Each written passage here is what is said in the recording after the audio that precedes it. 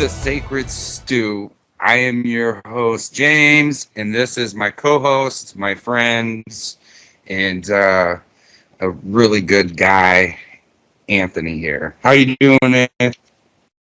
Oh, I'm not dead. I ain't killed nobody yet. And look, let's not go giving me too much credit, all right? It's still early, and I'm the guy you tap when you need to get nitty-gritty done. Yeah. So, I know that we talked a lot over the past, and there's a couple things that I cut out of the last episode just because of time, and I wanted to make sure that we started this episode out just kind of mentioning a few things. If you guys like this show, we like your comments. If you have questions, if you have other information on different points of topic that we've discussed, we definitely would like to get that information. For those that don't know us personally, we absolutely look at this as a two-way street, and getting that engagement from y'all, it not only allows us to sharpen your swords, it allows us to sharpen ours. And this is a journey we're all going on together. Like, we're not sitting here leading any of you anywhere. We're just asking you to tag along while we see where the road leads. A lot of people probably don't realize what we do to prep for our shows. It's not much. We just really throw some ideas just up in the air for open discussion, more or less. Wouldn't you say, Anthony? Yeah, and sometimes topics get thrown at us in some way, shape, or form. Or we stumble across one that it's like, oh yeah, we need to talk about this in some way, shape, or form. I just want people to realize that because, as we mentioned in the episode last week, or at least Anthony did, we're just kind of off the cuff here, just having normal conversations with each other to help deepen our understanding of Asa True and the Germanic traditions. And I think that people are usually used to podcast hosts being a little bit more studious on the note-taking part of their podcast, where they're very, very focused in on the topic and presentation, whereas we're more just having an open conversation about things. Yeah, well, and I mean, that's kind of how this started, is the way we talk on here was the conversations me and you were having, just in general. Over the phone, yeah. Yeah, and we were finally like, we should just start recording these. And I don't know, like I've heard a lot of good. I've heard more good. I've pretty much heard all good. Like, a lot of people, they like the format. They like how it's not like a presentation. Oh, this is what it is, and this is what you need to think. We're just talking and exploring ideas and concepts. Right. I definitely feel like it's great. I definitely feel like it creates a much more welcoming environment, especially for people that feel like they don't know very much or they're new. Right. And that's really what this whole thing is about, is the new people, because there's so much misinformation out there. It can be very confusing and overwhelming for somebody that's just trying to figure out exactly what is Germanic paganism, or what is Asa True. How do I practice this? Where do I get information from?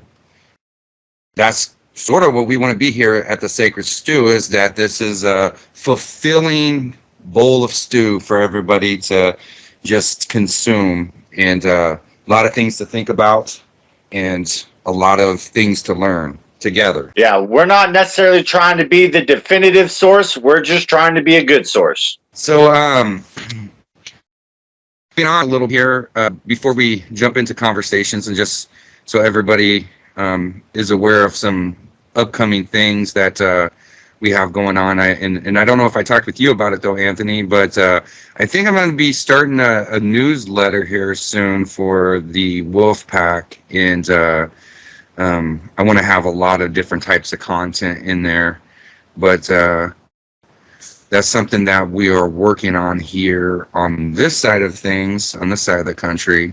And then also we have some events that are coming up. One of them being the House de Bloat that will happen at the end of October. A very holy time for our people. That tradition is, and we should do an episode in the coming weeks on the House de Bloat, or just the season in general, to help give some people ideas and information about different things they can do at that time. Another thing that I did want to mention as well is... So is Bloat technically a part of Winter Finding or Winter Nights, whatever it is? So I'm still horrible with Winter Finding. The Winter Finding, yeah. It is, about, it is essentially. Now, is that something that's tied to a Vestla? Yeah, it's tied to... essentially the New Year Vestla, because the House de Bloat comes at the end of the year, and then it proceeds into the new year, and that was the way that our folk reckon a year span of time. Remember, one of the things I wanted to mention was also we have the Northwest Viking Fest that's coming up next week, the Highlander Festival as well, coming up next weekend, and it's going to be a lot of fun. All the people in the Northwest, I hope to see everybody there. I will be there. Anthony, are you going? Yes. Are you going to both, or are you just going to do one? As it stands right now, unless something drastic changes in the next week, we'll be going to both. Awesome. Yeah, that's an annual festival that is put on in Washington State, up here in the Pacific Northwest. It's a great time. Lots of mead there, vendors. They have live action fighting and jousting and horse archery. All sorts of fun things to do there and observe. I guess they're at a new location this year for the first time ever. But hopefully it's bigger because lots of people, more and more people come out every year to it. Yeah. Nothing like getting cramped with a whole bunch of horse archery going on around you. Like, that's what we need. I was going to say, way to get the Viking blood pumping. Yep. Speaking of which, using that term Viking triggered something that I did want to bring up in this episode. And this episode might kind of flow in a few different directions, but I did want to talk about something that I recently had heard people talking about, and it had to do with our source materials. And I know we've already done episodes about how there's some people that believe that all the gods are different from tribe to tribe to tribe. They're all named different. They're all pronounced different. Some people think that Odin and Othin and Wotan and Wotan, that they're all different gods. And go back through season 1, listen to that. We really break that down well. Don't want to revisit that. But what they were recently hinting on whenever I was listening to this conversation was that the material itself is Icelandic or Anglo-Saxon, and that those are different people and different beliefs. And they essentially were trying to make an argumentative point of that if you're a German, for example, then why are you following like Icelandic material or Anglo-Saxon material or all these different sources that are in different places, right? Before I go off on my cuff on this, how would you respond to that, Anthony? That for me personally, that is an attempt to create more division than there truly needs to be. Because when they say that, they forget that the Anglo-Saxons, the Norse, the Germanics, they all intermingled. They warred together. They warred against each other. They bartered.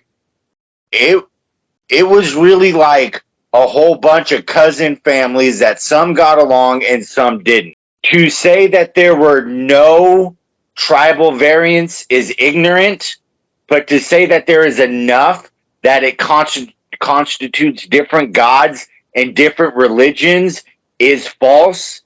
And I very firmly believe that this is an attempt to try to, people that give those arguments do not come from a folk conscious approach to the religion, and it is in them saying that it is a way to keep others from coming to the true understanding of our ancestral ways, which were folk conscious. And it's blasphemy. It's wrong. Like, they are driving more of a wedge than they need to. They are picking their facts, and they are littling the truth and expanding the lies. Yeah, very good observations.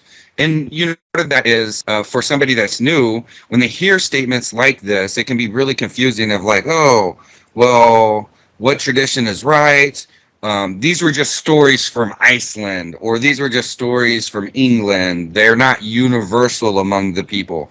And we address, as I mentioned, we addressed this in episodes in season 1, but just for clarity's sake, even though there were different stories that come from different areas, that doesn't mean that there isn't a shared cosmology of the folk and a shared understanding of the gods and goddesses. Now, there can be unique histories between different tribes and different stories arising out of that, and the gods may have, you know, been involved in different ways with different people. But what I want to, I guess, mention here is when we're talking about, you know, something being Icelandic, we're talking about a language group. We are talking about the overall way that the folk in those specific areas, in the languages that they spoke in, expressed their faith in their interactions between the gods and goddesses. That doesn't mean that it's not something that's shared between different tribes. Because when we're talking about these language groups like Icelandic or Nordic or Germanic, all of these languages come from the same source. They all come from the Germanic tongues. And that is why we do relate the Danes and the Norse and the Icelanders and all, even the French. The French get their name from the Franks, which were Norse kings, Germanic kings. One example that I would like to give is, so I grew up Jehovah's Witness, and they use a very specific Bible, and there are significant differences in that Bible, say, to the King James version that most Christians use. We'll just say Catholics for this example. And then the Mormons use the Book of Mormon along with the King James Bible. All three of those are still Christian religions. No one would argue otherwise. They have slightly, so like, for instance, Jehovah's Witnesses, they don't believe that Jesus was sacrificed on a cross. They believe he was sacrificed on a pole. And so there's slightly different variants to the Christian faith, but they are all still Christian. No one would deny that. So using those same, they still have that same common core understanding of this is what our faith is in, to know what we believe as generality. Exactly. So the reason I give that example is that is the exact same contrast to, say, Icelandic sources, Anglo-Saxon sources, Germanic sources. Like, they're all saying the same thing, just with the slight regional differences, they're going to speak to most of those, to that specific group. But any group of that folk is going to be able to understand what they're saying. You know, some tribes might have put a little bit more importance on a particular god or goddess, or different. You know, some tribes might have looked to Odin for inspiration, while others looked to him for victory in war. But they were all saying the same thing and worshiping the same gods. You know, and then the language difference. You know, but the thing also is, you know, people, there are some variations based upon geographical locations though too, because there are entities and there are beings that are specific to a geographic location that, you know, just like you may meet different people in Portland and then you meet when you go to Seattle. There's different people or entities that live in these different places. So there may be unique beings and entities that folk had relationships with in one way or another, whether good or bad, that is specific to their location. But when it came to the gods and goddesses themselves, Odin and Frigga and, you know, all these stories in the lore, their understanding was shared among all of the Germanic people. Yeah. You know, just because some slightly pronounced differently, the core values and the base names of the gods and goddesses don't change, which shows they had a shared understanding of who they were and what they represented. You know, but again, like this goes back to, you know, when we were talking about last episode about there being people with certain agendas and intentions to divide people and understanding. Very, very real thing that we are dealing with for sure. And I mean, I like, and we're not the only ones. You see this in a lot of different spiritual traditions. You have the traditional folk in those paths, which everybody says they're just trying to gatekeep and quote unquote exclusory. And then you've got the people that are trying to make a hobo stew out of spiritual traditions. They're just trying to make a necessary goulash, which would be blasphemous to anybody's ancestors. You know, and another thing about that is, you know, whenever they are saying that they are different gods and goddesses and all of this sort of nonsense, they're the same people that don't believe that the lore is sacred, but rather just the act of telling stories and being able to give a narration of things, that is a sacred part of it. But when it comes to the information that our ancestors passed to us, that is sacred in itself, because that contains information about our history, how things came to be, things that happened to us, the lessons from the gods. These are all things that are sacred. They're encoded in the lore. And to understand our path forward, we have to understand our history as a folk. One of the things that I want to get into and tying it to this type of, I guess, as you called it, hobo soup, is I want people to realize the importance of rites of passage in our way of life, because can I add one more thing before you get too far into that? Sure, go ahead. I just wanted to say that from my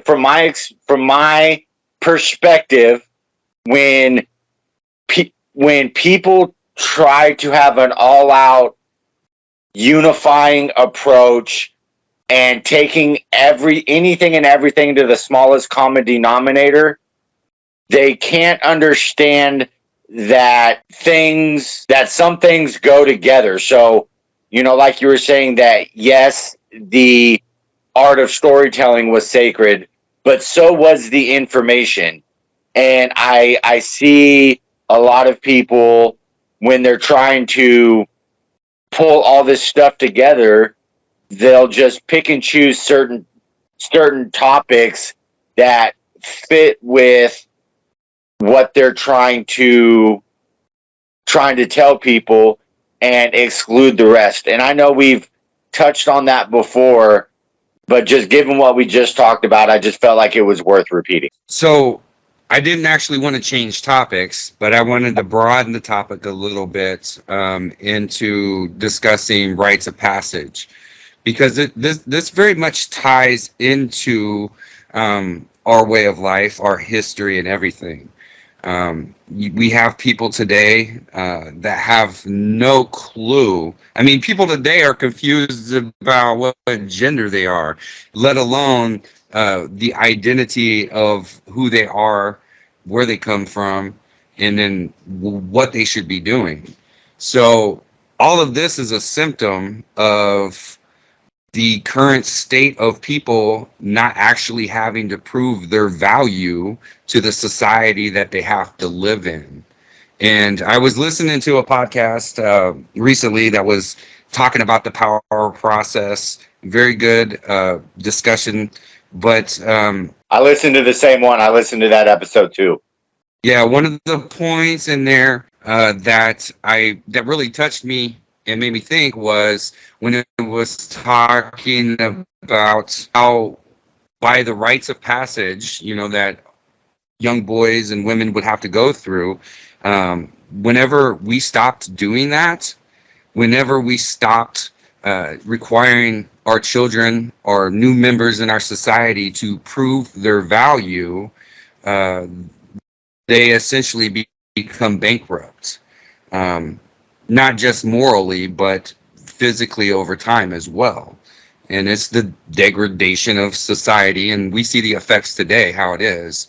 But I want to talk about how important these rites of passage are, and how not only it relates to proving your value in society, but also where you get your knowledge from, where you get your information from. Because we know the story of Odin and how he acquired the runes, for example. That wasn't just given to him. He had to make sacrifices for these things. These were rites of passage that he had to do before he was given knowledge of the runes. Recently, Anthony, you and I both became aware of an organization out there that I guess they decided to make up their own runes. And they did mostly use runes from different Futharks, but they tried to combine them all into one and create their own rune sets. And there's some of it in there just kind of made up as well. But that's the problem. It's like people keep trying to create new things instead of actually turning back to what was given to us, not just from our ancestors, but from the gods. We had the gifts of Rig, and one of those was the runes, And a very powerful point when we were having this discussion, and I think it's worth sharing here on the podcast for people, is one of my kinsmen had, when we were discussing this, he made a very powerful statement. He said, not even the gods created the runes. Odin found them as they were. Exactly. And this goes back to what I said in the group chat, is we do not create new traditions. We bring tradition into today. That's what makes this a traditional faith. Because if you're constantly creating new traditions, that's what New Age folks do. That's what destroys our tradition. Yeah. You cannot be traditional and yet create something new that already exists by tradition. Now, I'm not saying that it's wrong to create new traditions, because new traditions arise over time. They arise usually spontaneously, For example, something my family does, is when we go fishing and a person catches their very first fish. It's tradition to kiss the fish for good luck, to catch many fish in the future, you know? And that's just a tradition that my family started. There's nothing wrong with creating traditions like that. And it may or may not have a basis in history and traditions that my ancestors did 1,000 years ago or anything like that. But it is something that's cool. It's something that we do that I believe, has value in it. And there's nothing wrong with creating traditions like that. Like the Yule lit. You know about the Yule lit, the stand where you put the lights during Yule? Yeah. That's actually a newer tradition. But I think that's a cool tradition. That's a cool thing to add into your tradition during Yule. Well, and to use your family's tradition of kissing the fish, that might, I would argue that that's merely a new aesthetic, but it falls on the same line of honoring the life that you took to feed your family. So it's not a wholly new tradition. It is a variant on the base level from an old tradition. So what you're saying essentially is it's still an expression of a tradition in a way of showing gratitude to that fish for its life that it's given to feed myself and my family. Yes. Yeah, that's exactly. It's not new. It's not wholly new. I'm sure there's other to do that actually, but I like to think we made it up. Like I said, that's just how I feel. I feel like it's just an expression of a new expression of an old tradition. But again, I can only speak for myself. You can relate exactly what we were talking about with the different language groups as well, and the different folk that went to different areas and their languages changed a little bit over time, where they're still practicing the same faith, but there's different expressions of that faith that came out. Does that change the religion in some way?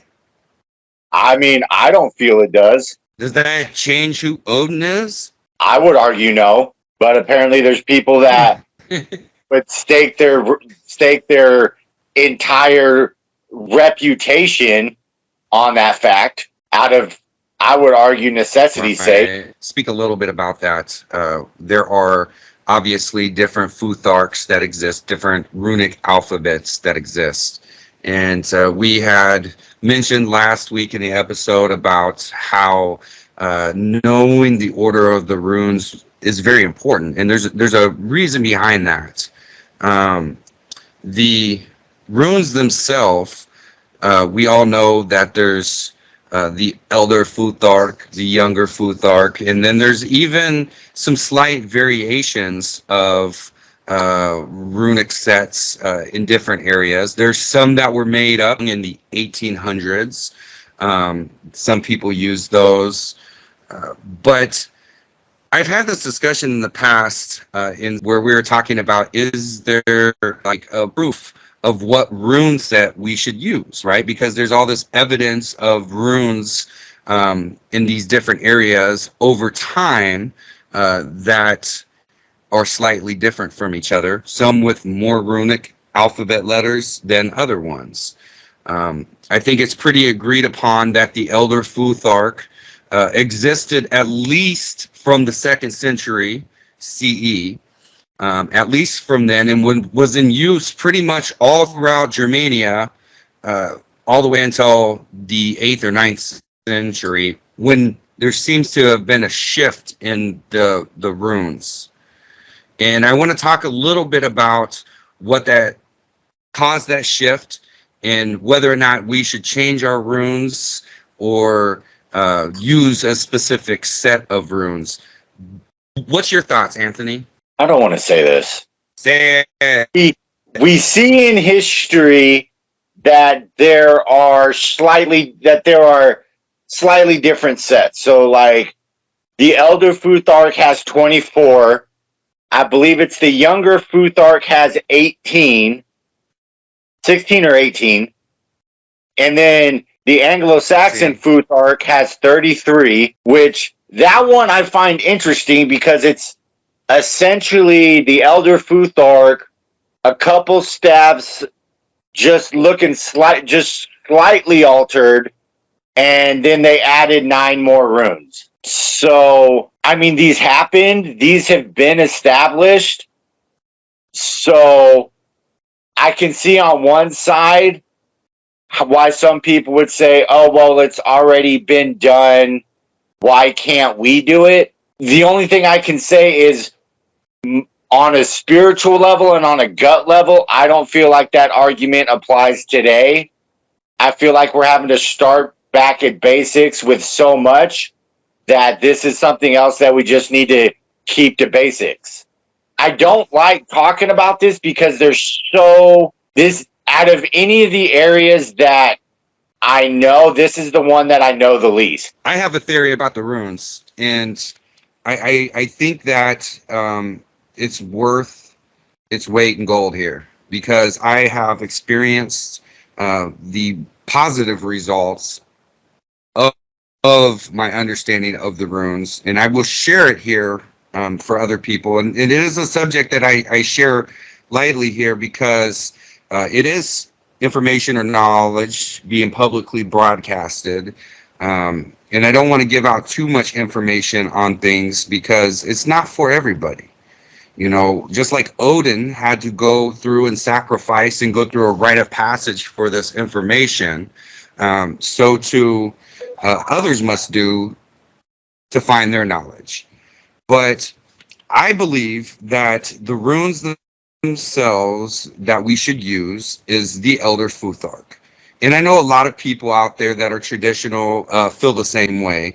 May not, their belief in that may not actually be based on anything historically, or it may not be based on anything that they understand why they feel that connection to that rune set. But what I will say is that when you examine all of the actual ritual artifacts, all of the artifacts that we know were used in different types of rituals, the only rune set that we actually see that done in is the Elder Futhark.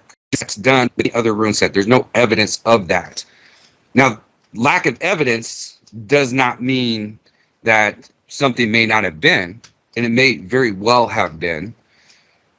But my theory is that at the same time that we see the Elder Futhark fading away, it is during the exact same period of time in history in Europe where the Christian onslaught was happening. And I believe that our ancestors hid that knowledge of the Elder Futhark and changed certain things in order to be able to not reveal all of the runes in a way that it wouldn't hurt. And there's another thing that goes with this, is that, and this is a very well-known historical fact, is about cipher runes. And this is one of the reasons why learning the runes in a specific order is very important. Especially during combat, during those periods of time in the 8th, 9th, and the 8th, 9th, and 10th centuries, they would essentially write the runes in a way that combined certain elements on a staff. Now, a staff, for those who don't know, is just like a single line, like the Isa rune, and then they would formulate their code in a way to tell you which line of the 8 that a rune comes from. And then on the other side of the staff, they would have lines that would indicate which rune in that 8 was to be used. So there was a crypto runic set that people learned to pass information. So if that information was actually captured by the enemy, that it couldn't be read or understood. So I believe that all of this ties in together, and I believe exactly that the runic alphabets changed over time because of this cryptic rune set. For those who are interested in learning about it, I've written an article, and it's published on the Wolfpack website, pnwkindreds.com, and there's an article in there about the Alu rune. I would encourage you to go read that to get a grasp of kind of what this is dealing with and how it works. But whenever they created these crypto runes, some of the shapes of the runes would look different. And I believe that's exactly how we got the variants of the runes in the later alphabets. So, thought on it is the rune variants are more ciphers. And what these cipher runes are called are Lunrunar. They are cipher runes. They are hidden runes, right? And so I believe that the variations that we see in other runic alphabets comes because of these cipher runes, these Lunruners. I mean, in a way, that kind of makes sense to me. So, because like of any of the variants, I find the Anglo-Saxon Futhark the most interesting, and there's two runes in the added 9 that I remember specifically, and one was Gungnir, and the other one was the World Serpent. Right. And what I found super interesting is that the rune for Gungnir looks suspiciously like a computer targeting system. It's time travel. It's a diamond shape, so it's the visualization of it is, think of, it looks like Ingwaz with Gabo right on top of it. It's a square diamond with an X through it.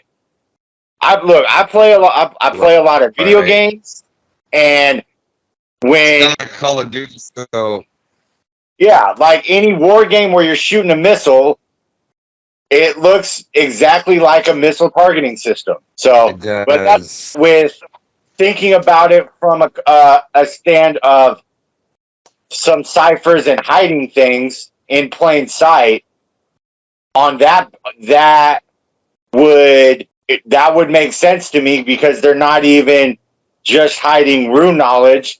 They're hiding cultural knowledge. We would want to remember Gungnir. We would want to remember the World Serpent. There's other ones, but those are just the two that I specifically remember. Right. And the thing is I don't think that there's any historian, any linguist, or any runologist that has made this connection yet. This might actually be the very first time that theory's been made public. But it's something that I believe to be true. I'm not saying that I can prove this to be true. And I'm not saying that you absolutely have to just take it for what it is and this is the faith. But I have a lot of information on runes, how they were used, and I am sharing information that I believe to be of value to the folk as a whole, because there seems to be a lot of confusion out there about what are runes. Can we just change it? I mean, we have organizations today, organizations that claim to represent Asa True, like they try to brand the name Asa True, and yet they change, the very foundation, or one of the core foundations of our faith. The runes are a gift from the gods. Rig, people know him as Heimdall, brought these here for us for a reason. But at the same time, we should also remember that Rig did not give the runes as a gift to all. Rig gave the runes to very specific people. Just be careful where you're getting your information from. And when you see people trying to start new traditions, and I'm not saying that you shouldn't practice new traditions or whatever, because there's value in it. And there's value in networking with people that have the general same faith as you. But when you see people or groups that are taking something that is already very well known, something that is very just foundational to our faith, and they're trying to change those things, that should be a warning sign. That should be a warning sign. And Yeah. we have to guard against that. We have to keep our eyes open, ears open, and speak out when we see those things. Yeah, and I would also say when their explanation is for no other reason than to create new tradition, or that we are no longer proto-Germanic, that if a change happens, people should be able to give a very articulated reason based on more than that. Because to me, that falls in the same vein of how we were talking about unverified personal gnosis not being used in the proper way. Exactly. It's tradition. UPG is valid, and it's an important thing for our folk. But when it does not conform to tradition, you absolutely should question it. And that's the problem with people today, is that there was no rites of passage. They think that they can just, make these things up any way that they want, and somehow, expect other people just to accept these things. This is where we get in a society when we don't have rites of passage. In that same episode that we were talking about in that podcast, and for those who are interested, very interesting podcast by Fergan.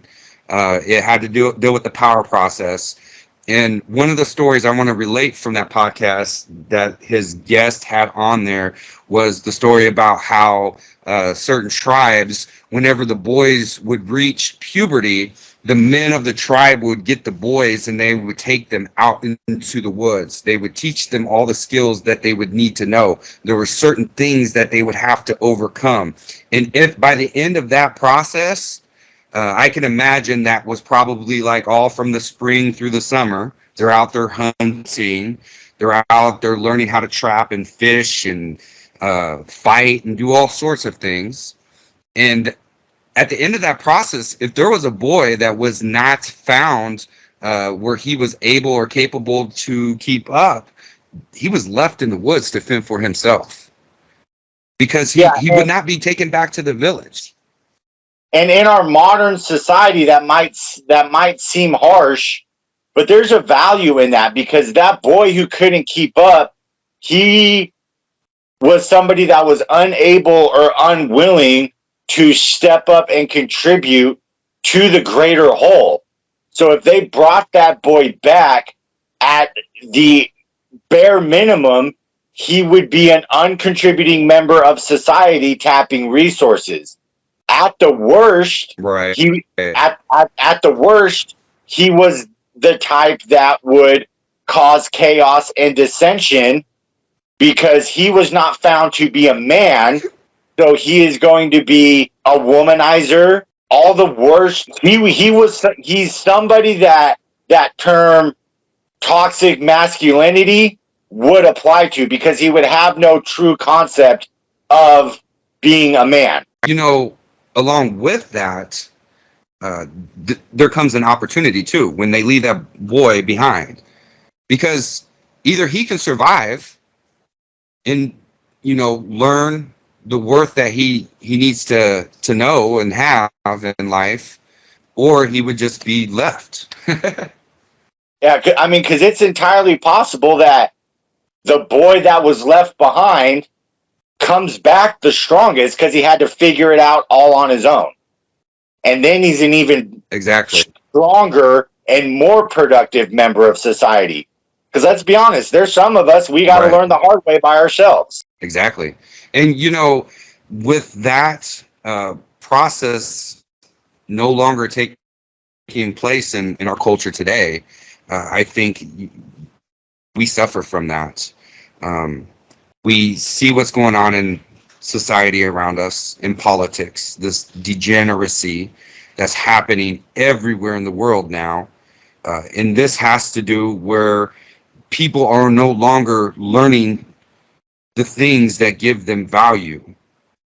What gives you value are the skills and the knowledge that allows you to build, to contribute to your folk, to your family. I was just going to say that individuals, being able to be an individual and be who you are is a beautiful thing. But you also have to understand that as an individual, whether you like it or not, you are a part of a greater whole.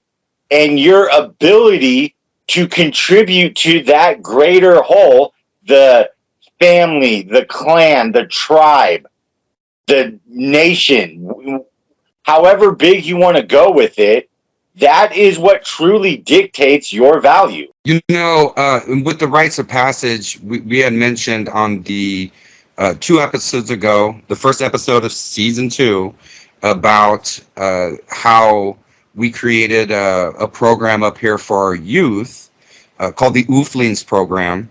And we have some material that's been written up, teaches them the faith, the traditions, survival skills.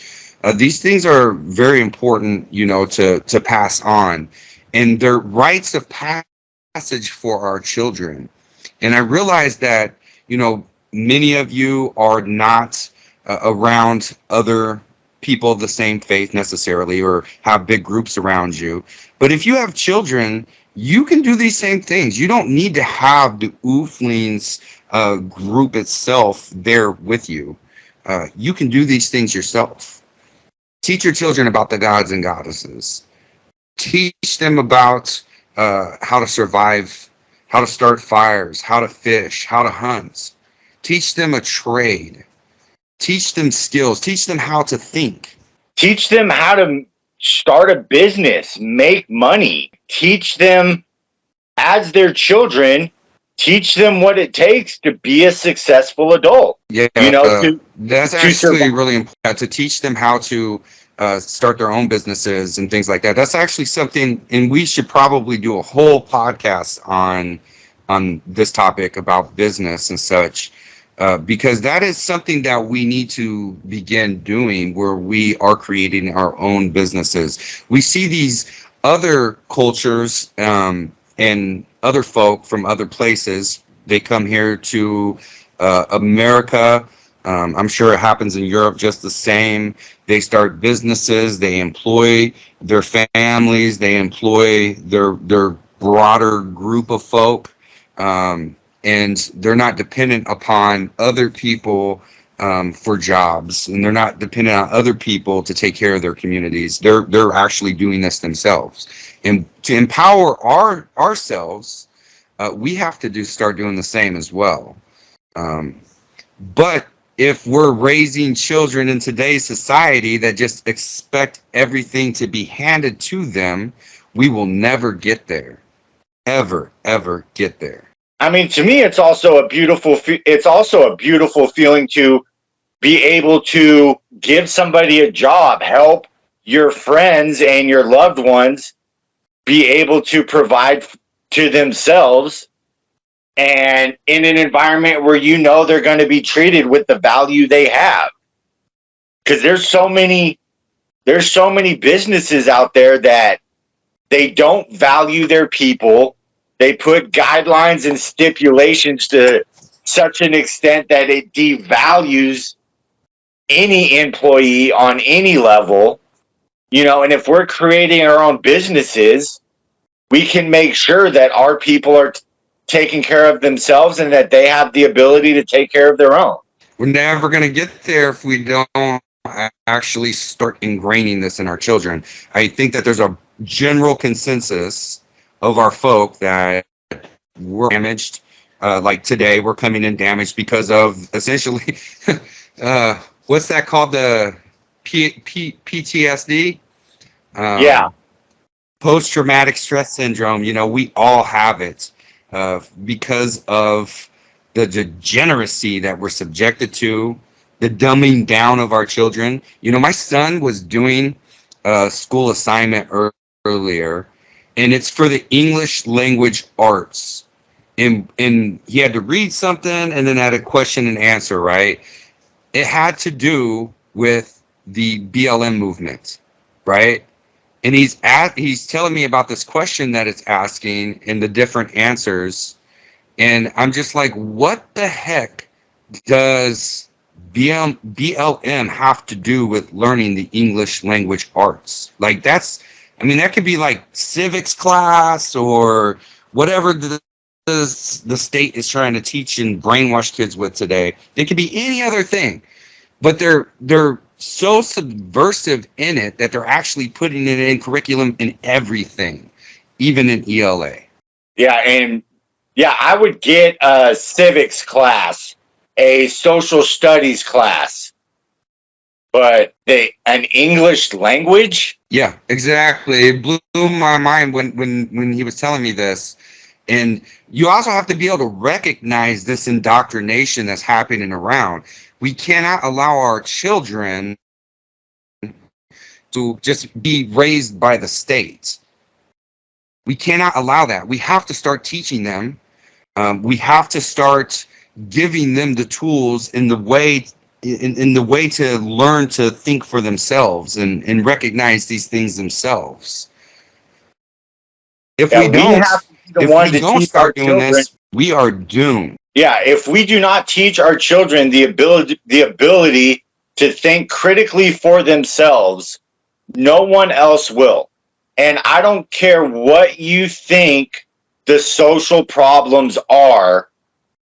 The only way to address them is to have in ourselves and in our children the ability to critically think for themselves and not allow others to dictate what they think for them. Because that's a lot of why we are where we're at across the board, is too many people are unable to think for themselves. And that's because we are not holding our own children to standards and holding them and teaching them the values that they need to have in order to succeed in life. And all of the problems that we see today with criminality, drug abuse, women abuse, child abuse, all of these things that we see come because we are not properly raising our children. We are not teaching them the things that they need to know. We are straying away from what always kept us strong. If we are going to be successful in the future, we have to focus on our children and giving them the proper knowledge. It goes back to rites of passage. We have to create these things. There should be rites of passage for physically fit, for survival skills, for spiritual knowledge, for spiritual journeys, for tradescrafts. Even the gods, they're constantly tested all of the time, physically and spiritually. Their knowledge is tested. There's constantly a Q&A session going on between the gods and different stories from the lore.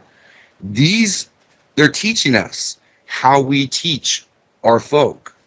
This is how we do it. It's a roadmap. The lack of doing this has allowed grown children essentially to create the issues that we are facing today. You know, these are children, uninitiated children in adult bodies, that is making everything harder for everybody. No, you're absolutely right, Anthony. And it's also why we see like people just making up religions, because we lost our knowledge, because it was subverted by Christianity, by foreigners that came in, spiritually enslaved us, outlawed our native religion and faith, and then today are given a vertical transmission of knowledge that just completely corrupts their minds and bodies. Yeah. So, well, and it ties back to these organizations that are just not even being mindful, not just organizations, but individuals that are not even being mindful of the importance of attaching ourselves to these traditions of our folk. What lesson are we teaching? What are we trying to actually say?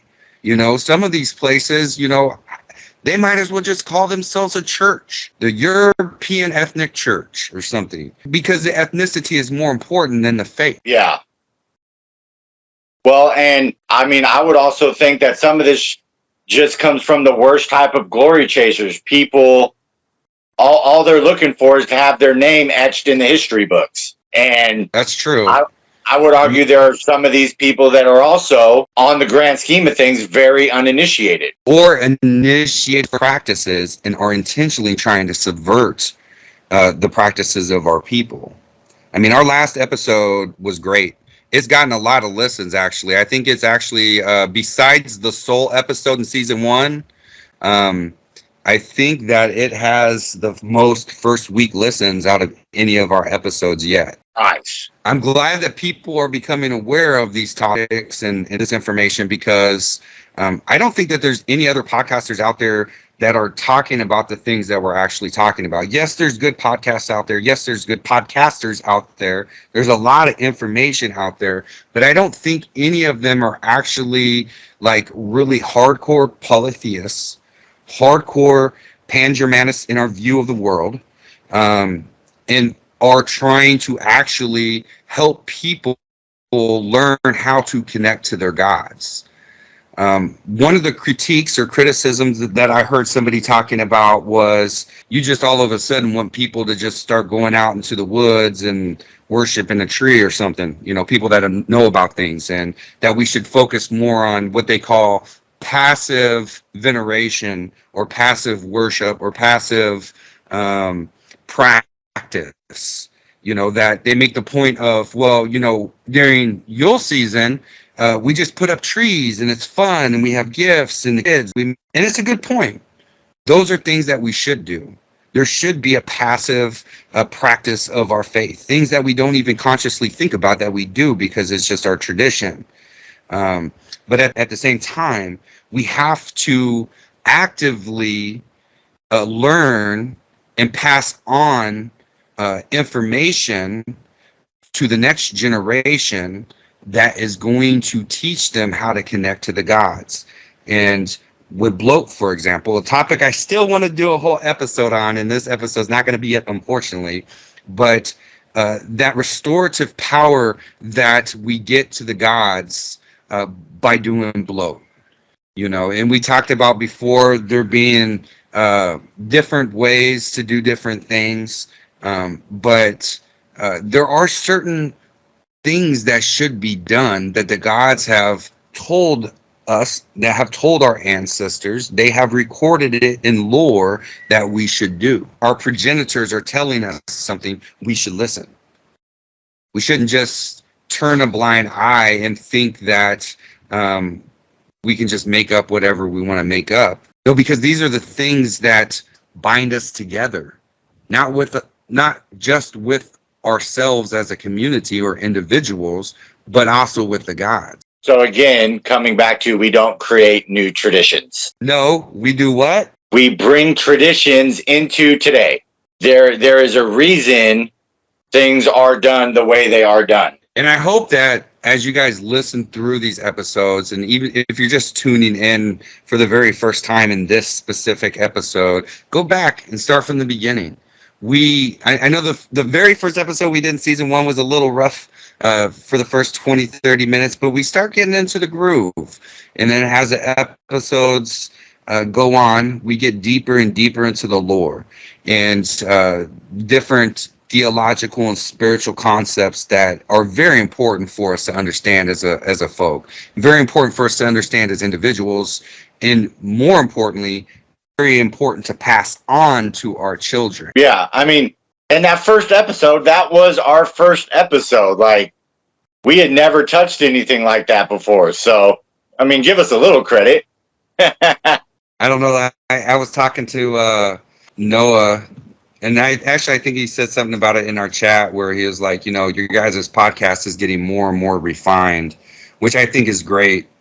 I've gotten a lot of good feedback from other people about it too. One brother, Folkward Largifa, commented about how our podcast is the best one going around today for Germanic paganism, which I don't know if that's true or not, but I definitely appreciate the comment. But I do know the things that we're speaking about are very important, and there is not many out there who are speaking about the same things. Yeah.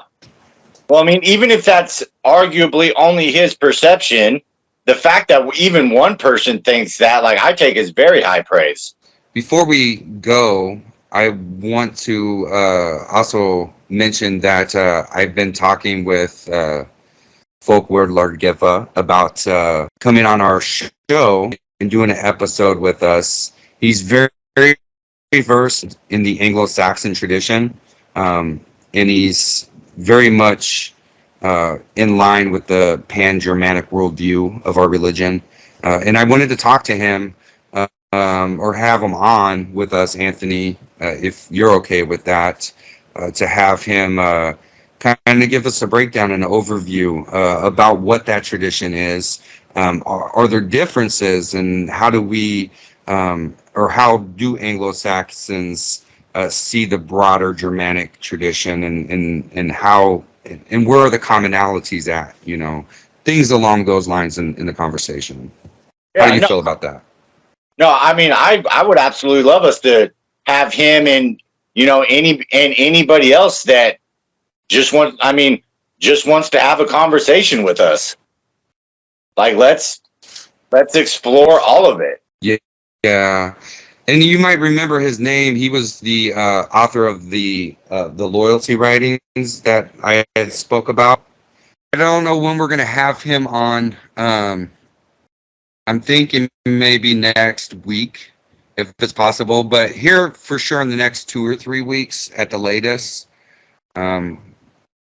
He's agreed to do it, and I'm excited for him to come on. He just wanted a little bit of time to kind of put together his presentation of what it is. So, and I can respect that. Not everybody's a speaker over the podcast networks and YouTubes and such. So hopefully for everybody listening, we're going to have a really interesting conversation with him on that topic. Yeah, that'd be really fun, I think. So before we end this episode, did you want to give any parting thoughts? Just reiterating for the umpteenth time, we don't create new traditions. You know, we can give a new aesthetic. We can express it in a new way. And to just be wary of people in any way mixing and matching things up for no other reason than to do it or to create a false sense of separation between the past and now, because they are in every way intertwined. You know, like I try really, even though I come off harsh, I do try to give most people the benefit of the doubt and not attack anyone.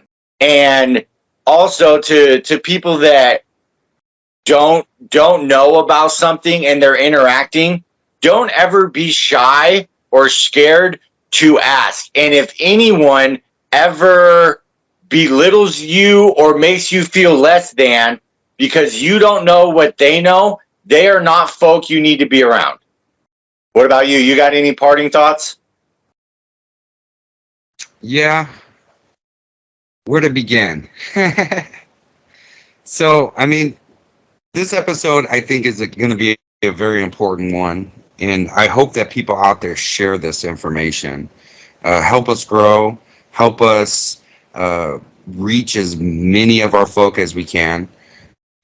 We love all of the folk. And it's not necessarily, you know, it's not your fault that there's bad information out there. None of that's your fault. And it can be very confusing, especially if you're out there just learning for the first time about what our faith is and how to practice it. But use a little bit of discernment here. Anything that takes away from our ancestors, anything that denigrates them to something lower than actually being descendants of the gods themselves. Anything that tries to change the values and the morals and the way of life that has been handed down throughout time for thousands and thousands of years on this planet, question it. Question it. We have to get back to rites of passage, not just for the physical aspect of those rites, but for the mental and the spiritual aspects of those rites as well. Because that's how knowledge, sacred knowledge, is passed down from generation to generation. We can't just be people that read books and have all of this information in our heads from other authors. We have to begin living this in our life. We have to begin living this in our life day to day. Start out by knowing who your own family is and developing those bonds with each other. Trace your roots. Trace your ancestors. Learn about the gods and goddesses. Find people that are versed in this religion and in this way. Build your house. Build your communities. And by doing those things, you're going to give example to your children. One day, we will be the ancestors. We will be the people that they speak about.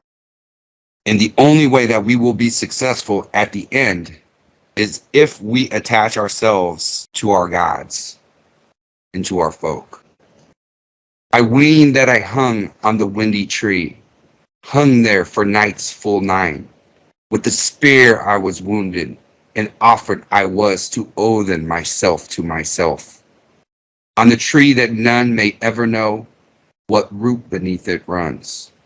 None made me happy with loaf or horn, and there below I looked.